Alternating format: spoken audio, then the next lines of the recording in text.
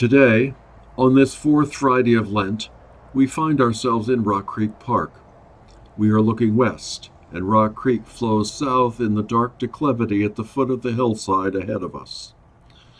The bike path where we are standing leads north to Pierce Mill and south toward the zoo. This is Lent, and the view here is Lenten. Dried leaves, gray days, and near rain. The scene of dead woods implies that the spirit is distant. In this ascetic time, we might recall better days from the past, and so find a little hope within ourselves. We know that spring will come, but we must live each moment of each day and each night until then. Dry terrain outside us, and dry terrain within us. Our interior dryness travels with us, always ready to spoil the moment. But if we are patient, a note of hope will appear. In another minute, a panel just before us will point us to the distant stone monument just up this little incline and across the roadway. Both honor Jean-Jules Jusserand, French ambassador to the United States from 1903 to 1925, representing France to 5 U.S. presidents: Theodore Roosevelt, Taft, Wilson, Harding, and Coolidge. The panel tells us that he and Theodore Roosevelt used to hike together in this park.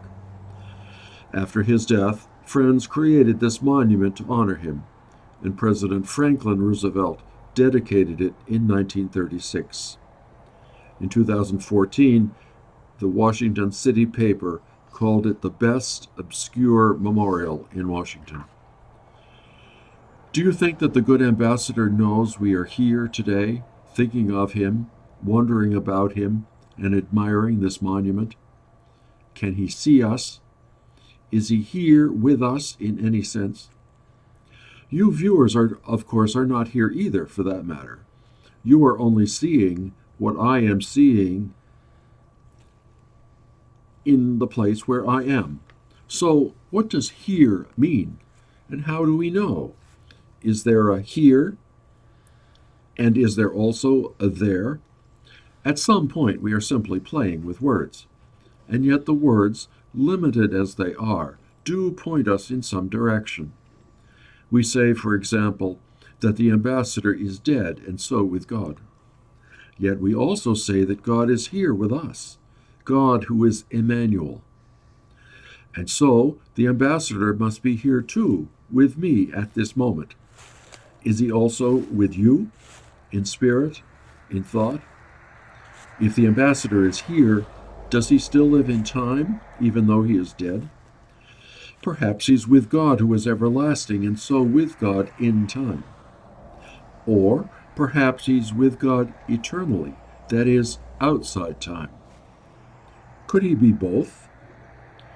If we continue in time on the other side of the grave, we will continue to move forward in time as an extension of our forward movement in this life, the moment of death being no more than the moment of transition from this life to the next. Catholic theology acknowledges the presence of time beyond the grave, though only negatively.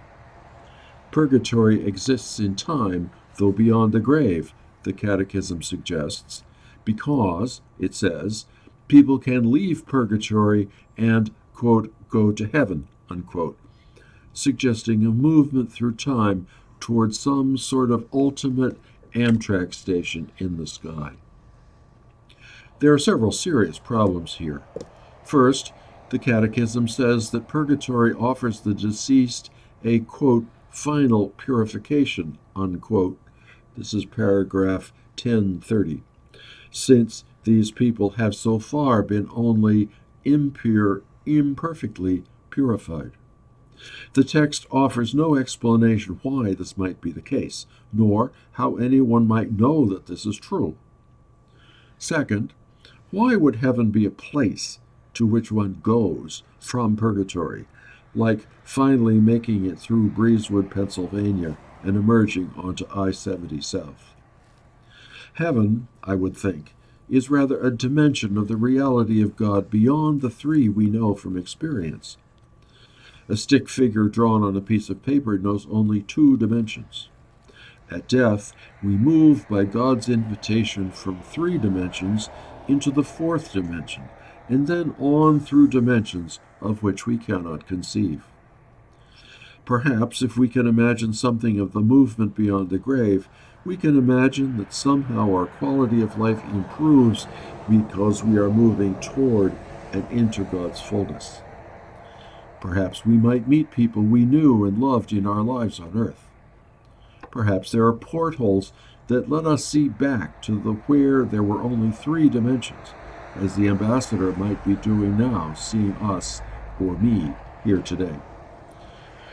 This movement forward through the dimensions might offer us always greater quality of life, like spring coming day by day to this place. What was dry and brown becomes green. What was moribund becomes vibrant. What was desolate and lonely becomes peopled and active.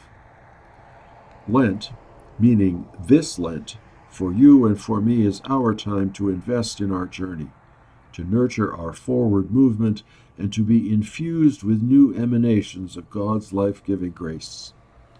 Let's start today. The promise is real.